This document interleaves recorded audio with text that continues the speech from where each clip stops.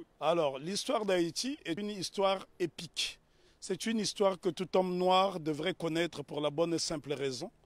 Pour la première fois, des Africains déportés dans le nouveau monde réduit en esclavage ont réussi à vaincre l'arrogance avec un seul slogan. Couper tête, bouler caille, qui signifie couper les têtes, brûler les maisons. Et ce slogan va se concrétiser le 18 novembre 1803 à Vertières, où l'armée africaine de déportation va vaincre l'armée la plus grande du monde, celle de Napoléon Bonaparte, conduite par le général Donatien Vicomte de Rochambeau, qu'on appelle vulgairement Rochambeau, mais en fait c'était Donatien de Vimeur. Et cet homme qui avait eu la prétention d'écraser la mouche se fera expulser manu militari d'Haïti. Donc c'est une histoire qui est belle, c'est une histoire épique que nous devons étudier. Et il est nécessaire de faire des exposés sur Haïti, parce que si les gens étudiaient cette histoire, je pense que les Haïtiens gagneraient en respectabilité. Mais justement, pourquoi nous, Caribéens, nous avons une méconnaissance de l'histoire d'Haïti? C'est tout simplement parce que Haïti a montré le chemin de la dignité et de la liberté. Et donc, on a voulu faire d'Haïti une vitrine de pauvreté effrayante.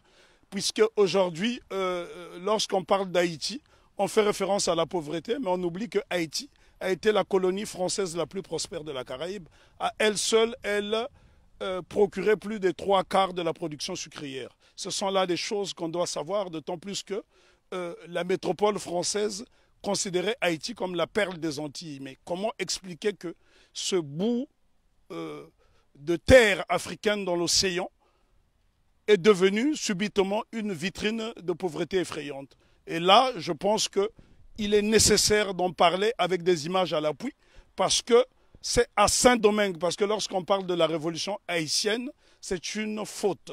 Il s'agit de la révolution de Saint-Domingue, puisque Haïti n'existe qu'à partir du 1er janvier 1804. Donc Haïti n'existe qu'à partir du 1er janvier 1804. Avant, donc, c'était la révolution de Saint-Domingue qui commence dans la nuit du 13 au 14 août 1791, où pour la première fois, des Africains vont créer une coalition dans le Nouveau Monde pour vaincre l'arrogance. Et ce jour-là, les Africains étaient, je parle bien des Africains parce qu'il s'agissait des hommes qui ont été déportés d'Afrique, qui parlaient encore des langues africaines et qui pratiquaient des cultes africains. On pourrait citer notamment Makandal qui a été capturé au Congo. On pourrait citer Biassou qui était également congolais. Mais ça a été une coalition. En fait, la cérémonie dite du bois caïman est considérée comme un pré-congrès panafricain. Ce que les gens ne savent pas dans la Caraïbe, d'ailleurs, il y a un problème de connexion, puisqu'il n'y a pas assez de bateaux pour faire cette connexion. Et si je pense qu'il y avait cette possibilité de se rendre dans différentes îles, le mépris des Haïtiens serait tombé à l'eau. Puisque la Guadeloupe a connu une période de liberté entre 1794 et 1802, mais c'est grâce justement aux Haïtiens. Une année auparavant, les Haïtiens se sont affranchis. Parce que souvent on dit qu'on a libéré les esclaves en Haïti. Les Haïtiens n'ont jamais été libérés. Ils se sont affranchis tout seuls avec la machette. Donc voilà pourquoi Non, mais les Haïtiens sont les premiers Africains déportés dans la Caraïbe qui ont brisé les chaînes de l'oppression. Nous devons savoir que Haïti a eu pour vocation de libérer toutes les nations opprimées. Ce qu'on ne dit pas assez souvent, lorsque la Grèce a été dominée par les Ottomans, au milieu du 19e siècle, ce sont les Haïtiens, sous la présidence de Jean-Pierre Boyer, qui ont libéré la Grèce. Et ce sont des choses qui n'apparaissent pas dans les manuels scolaires. Une autre information inédite, c'est grâce à la voix d'Haïti que l'État d'Israël a été créé en 1948. Donc ça, ce sont des choses que les gens doivent savoir. Haïti a été le pays le plus démocratique du monde, puisque toute personne qui arrivait sur le sol haïtien était considérée comme nègre. Donc tous les opprimés de la planète trouvaient refuge en Haïti. Et ce pays est devenu aujourd'hui une vitrine effrayante de la pauvreté. Je suis obligé d'insister sur le mot de vitrine parce qu'il a subi un blocus qu'aucune nation n'avait subi. Imaginez-vous qu'une petite île comme Haïti a été victime du syndicat des empires coloniaux qui était constitué du Danemark, de la France, de l'Espagne, de l'Angleterre, des États-Unis d'Amérique, de la Hollande, de la Suède, parce que toutes ces nations ne voulait pas voir une nation indépendante nègre. Et souvent on dit de Haïti que ça a été la première république nègre. Non, Haïti n'a jamais été une première république nègre, ça a été un empire africain reconstitué puisque l'empereur Jean-Jacques Dessalines va se faire couronner empereur Jacques Ier. Donc c'est la noblesse africaine. Attends. Ben, en tout cas, il y a beaucoup de choses à dire sur Haïti. Haïti est un modèle de fierté et de dignité. Ce sont les Haïtiens qui ont montré à la race noire tout entière ce que c'est que la dignité. Pour la bonne et simple raison, c'est en 93 ans après la révolution de Saint-Domingue, celle-ci va inspirer les Éthiopiens qui vont être conseillés par un digne fils d'Haïti du nom de Benito Sylvain, qui sera élevé au titre de jazz match par l'empereur Ménélique II. Lorsqu'on parle de la bataille d'Adoua, ce qu'on oublie de mentionner, c'est que l'empereur Ménélique II, qui a mis fin à l'impérialisme sur le continent africain, en tout cas c'est lui qui a signé l'acte de décès de l'impérialisme sur le continent africain le 1er mars 1896, 93 ans après la révolution de Saint-Domingue, eh c'est un Haïtien du nom de Benito Sylvain qui le conseille. Donc ce sont des choses à savoir et à intégrer. Je souffre de voir que les Haïtiens sont la risée du monde dans la Caraïbe, alors qu'ils sont ceux qui nous ont montré la voie de la rédemption. Donc respect, big respect à Haïti.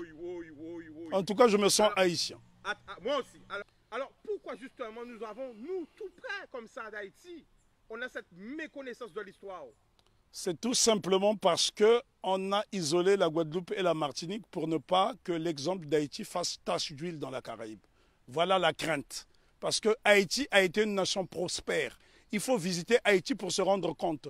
Lorsque vous voyez Haïti, Haïti est avant tout le symbole du panafricanisme, puisque le second chef d'État d'Haïti, c'est l'empereur, plutôt le roi Henri Christophe, qui était originaire de Grenade. Donc Haïti a eu pour chef d'État un homme de la Grenade et qui a été l'un des principaux bâtisseurs, qui a créé le Palais de la Monnaie, qui a bâti 15 châteaux, qui a bâti 4 forteresses, notamment la citadelle Henri, qui est le plus grand fort des Amériques. Et ce bâtiment est tellement beau qu'il faut le voir depuis le ciel pour en apprécier, l'ouvrage d'art que c'est. Parce que n'oubliez pas que deux édifices essentiellement ont défié le temps. La citadelle Henri et le palais de Sans Souci qui avait 365 portes et fenêtres. Ça veut dire que le roi Henri Christophe pouvait se permettre d'ouvrir une porte, une fenêtre par jour pendant toute l'année. Et c'est pour vous dire à quel point, et les architectes étaient tous noirs. Si vous allez par exemple dans la ville de Kenskoff, vous trouverez le fort Alexandre et le fort Jacques qui sont reliés par un tunnel et c'est à 1200 mètres d'altitude. La question qu'on doit se poser, comment les Africains déportés à Saint-Domingue ont pu construire ces édifices qui ont défié le temps? Aujourd'hui, lorsque vous voyez un cyclone dans la Caraïbe, il suffit d'un petit cyclone pour que les maisons s'envolent, alors que les Africains ont fait exploser leur génie pendant la période de captivité. Bien que les Haïtiens se sont affranchis dès 1793, parce qu'il ne faut pas croire à ce que les historiens disent en faisant croire que les Haïtiens ont été libérés. Non.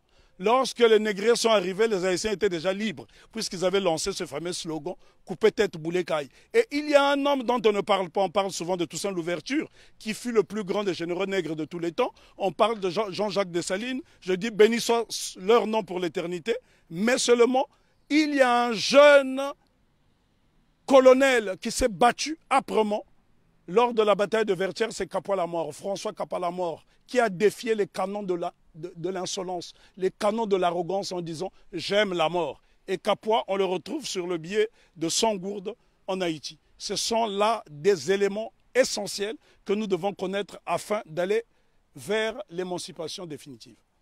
Alors, en résumé, pour parler d'Haïti. On ne peut pas résumer l'histoire d'Haïti, elle est trop belle, elle est trop grande, elle est trop belle. L'histoire d'Haïti, oui, on ne peut pas résumer l'histoire d'Haïti. Haïti, on doit en parler avec passion. Moi, je suis né sur le continent africain, mais je suis né au Congo, mais ce sont les Haïtiens qui m'ont montré le chemin de la liberté, parce que lorsque le Congo, aujourd'hui dit démocratique, accède à l'indépendance le 30 juin 1960, la Belgique tente de saboter l'indépendance de cette jeune nation. Et ce sont les Haïtiens qui vont venir par souci de panafricanisme aider le Premier ministre Patrice Lumumba qui malheureusement sera assassiné 6 mois plus tard. Ce sont les Haïtiens qui ont brisé le blocus de la France en Guinée. Ce sont les Haïtiens qui ont bloqué le blocus de la Belgique en République démocratique du Congo. Donc nous sommes redevables tous en Haïti. Parce que lorsque je parle d'Haïti, je suis dans un temps second. Je suis en transe. On ne peut pas parler d'Haïti de façon légère parce que cette révolution est la première depuis que nous avons perdu l'initiative historique. C'est la première qui est victorieuse parce qu'il y a eu des révolutions aux États-Unis. Il y en a eu au Brésil, notamment avec la création du Quilombo de Palmarès au Brésil avec Zumbi. Mais sauf que toutes ces révolutions dans la Caraïbe ont été étouffées. Si vous allez par exemple en Antigua, vous avez un village qui s'appelle Liberté où les Africains se sont affranchis très tôt. Mais toutes ces tentatives de souveraineté n'ont pas été concrétisées.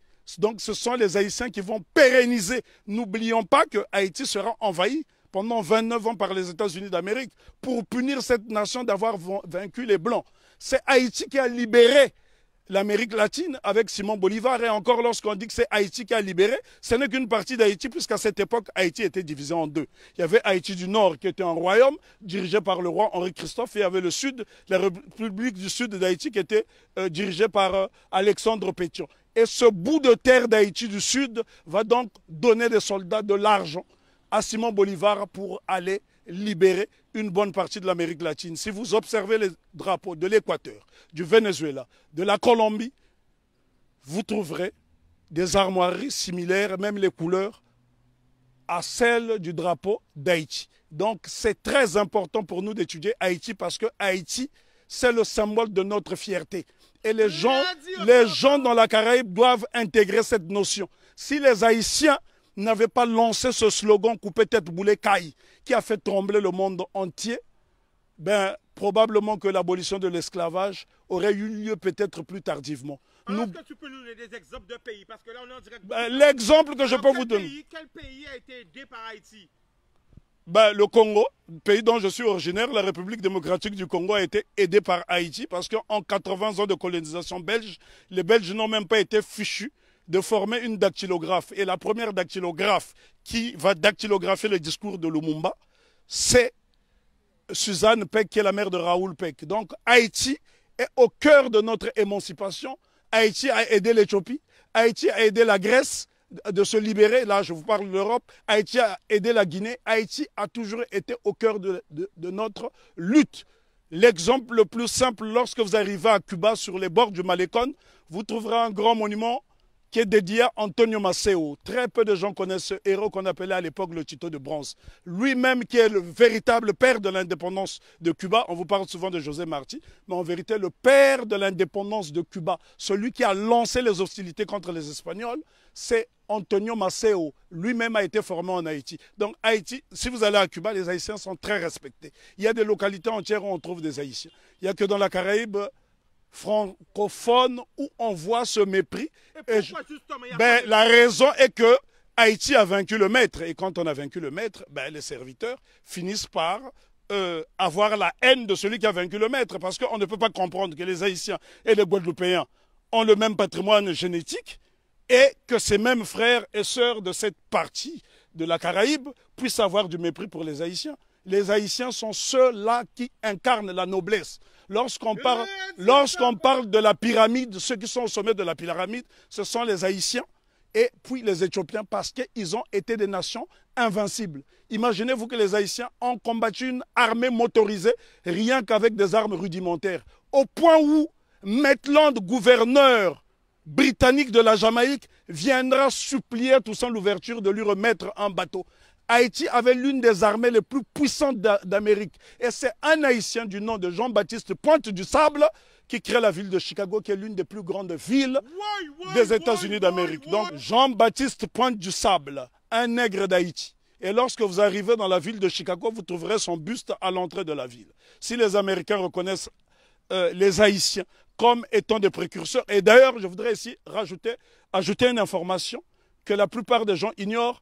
Si la Louisiane a été vendue aux États-Unis d'Amérique, ce n'est que la conséquence de la bataille de Vertières. Parce que Napoléon Bonaparte avait peur qu'il y ait une contagion en Louisiane. Voilà pourquoi la Louisiane sera vendue aux États-Unis d'Amérique, ce qui lui permettra de doubler sa superficie. Donc ce sont les Haïtiens qui ont permis aux États-Unis d'Amérique d'avoir une grande superficie. Et on ne remerciera jamais assez Haïti d'incarner cette résistance. Pourquoi Haïti est-on détesté? Pourquoi les Haïtiens sont haïs par les siens? Pour la bonne et simple raison que cette nation incarne l'Afrique dans la Caraïbe. Or, que lorsque les négriers déportent les Africains ici dans le Nouveau Monde, le but c'est de les désafricaniser. Et Haïti s'affirme et affirme son africanité à travers le vaudou, qui est un culte africain. Ils ont dit bye bye à la Vierge Marie et ils ont célébré les orishas, ils ont célébré toutes sortes de divinités africaines parce que dans le vaudou haïtien, vous trouverez des dignités Congo qui proviennent du Kingunza et bien d'autres cultes. Donc Haïti, c'est l'incarnation de l'Afrique dans la Caraïbe. Et l'Afrique a été tellement diabolisée qu'en tant que fils d'Afrique, je suis obligé de venir dans la Caraïbe justement pour lui faire la toilette. Le 1er janvier 1804, date de la célébration de l'indépendance de Haïti, il y a un événement qu'on devrait associer à cette date. C'est la fête de la soupe. La soupe de l'indépendance. Qu'est-ce que la soupe de l'indépendance? Haïti fait face à un blocus décidé par le syndicat des empires coloniaux. L'impératrice Marie-Claire Bonheur Félicité, femme de Jean-Jacques Dessalines, décide de créer la soupe de l'indépendance avec des ingrédients dont elle détenait seul le secret. Ces ingrédients permettaient aux Haïtiens qui, pendant la période de famine, de résister et de ne pas perdre des calories. Donc ça, ce sont des choses à savoir. Il y a un savoir scientifique en Haïti qui étonne encore le monde. C'est en Haïti que les Africains ont produit les plus beaux édifices depuis la chute de l'Égypte. Je répète, c'est sur la terre sacrée d'Haïti que les Africains ont réalisé les plus beaux édifices depuis la chute de l'Égypte. Pourquoi nous a formaté, je dirais plutôt, à avoir peur du vaudou? Pour la bonne et simple raison, parce que les cultes africains ne sont pas prosélytes. Et ces cultes ont permis justement aux marrons de résister et les cultes africains ont survécu dans toute la Caraïbe, pas seulement en Haïti. Si vous allez par exemple en Jamaïque, il y a le Pacomania, c'est un culte typiquement africain. Allez en Dominique, vous trouverez ces cultes africains. Le problème est que les gens ne s'intéressent pas à ces cultes. Lorsque vous voyez par exemple le Grappa à Congo qui sera célébré après-demain à Cap-Esther par la famille Massembo, ce sont des postes de résistance africaine dans la Caraïbe. Et dire simplement à mes frères et sœurs de la Caraïbe que n'ayez pas peur d'Haïti, faites-en une source parce que l'eau qui provient de la source haïtienne est intarissable et cette eau est tellement limpide qu'elle nous permettra d'avoir une vision claire et nette. Nous ne pouvons pas juger Haïti à travers des lunettes du négrier.